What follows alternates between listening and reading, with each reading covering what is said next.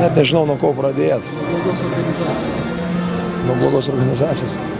Nežinau, kaip ten buvo. Žinau, kad Lietuva laimėjo bronzos medalius. Didžiuoju savo vyrais. Jie yra šaunuoliai, jie nusipelnė tai, ką jie padarė. Jūs patys žinote, koks ilgas kelias. Ir tas kelias prasidėjo Liepos 15 Druskininkuose. Ir buvo ne 12, buvo 17. Ir tie vyrai, kurių čia nėra, jie labai prisidėjo prie šitos pergalės. Tai Mindaugas Katelinas, Mindaugas Lukauskis, Giedrius Gustas, Donatas Motiejūnas, priminkit dar kas, Arvydas Aitutavičius, ar ne? Jie visi prisidėjo treniruotėse, stengdamisi, kaip pasakyti, konkuruodami tą gerąją prasme su kitais. Aš noriu padėkoti savo kolegoms, treneriams. Pradėsiu nuo Valdo, kurio nėra, bet jisai yra su mumis. Jis visada skambino, rašydavo, jisai su mumis.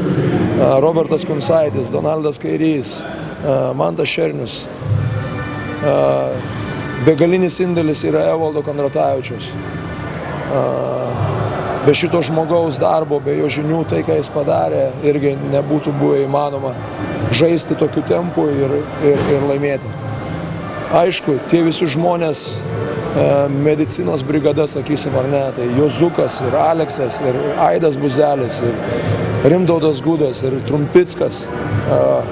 Kiekvienas įdėjo savo širdį iš šitą. Tai yra bendras. Taip pat Žydrūnas Vilenickas, kuris nemiegodavo, bet ir organizuodavo. Vienu žodžiu, visi, kas buvo. Priminkina, bijau, kad kažko nepamirčiau, kažkieno paminėti.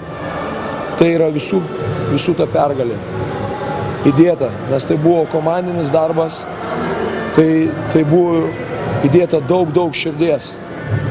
Ir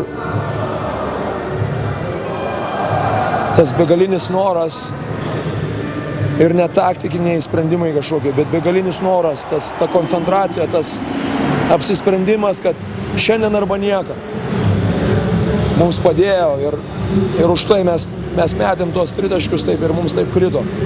Tai persidavė ir nežinau, trūksta žodžių dar kažką pasakyti. Ačiū visiems, kurie sirgo Lietuvoje ir žinau ir sveikinu Lietuvą.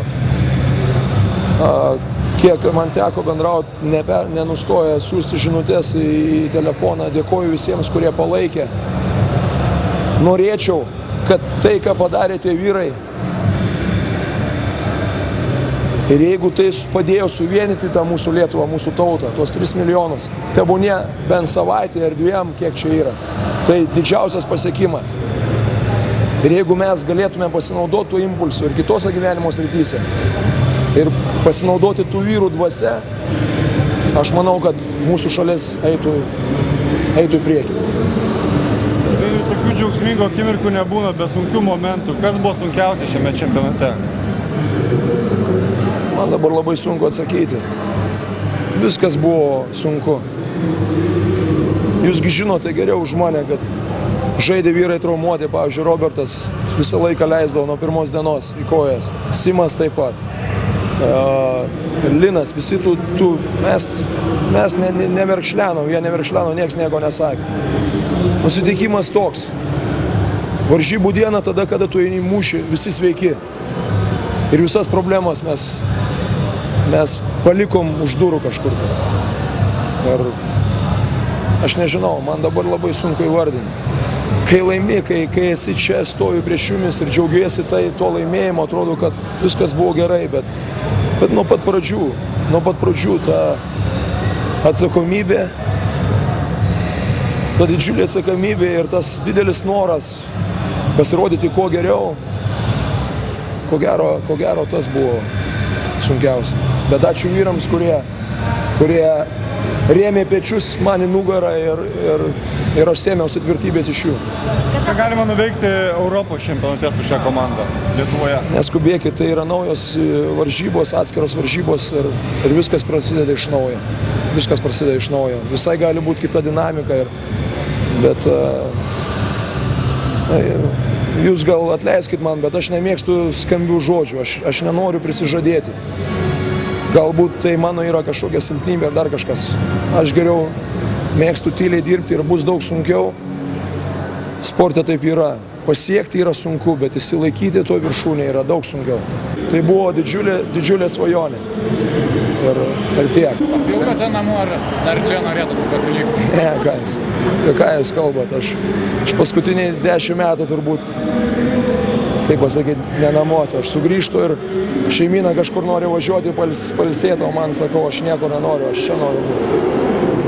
Visur gerai, bet Lietuvoje geriausia. Ačiū.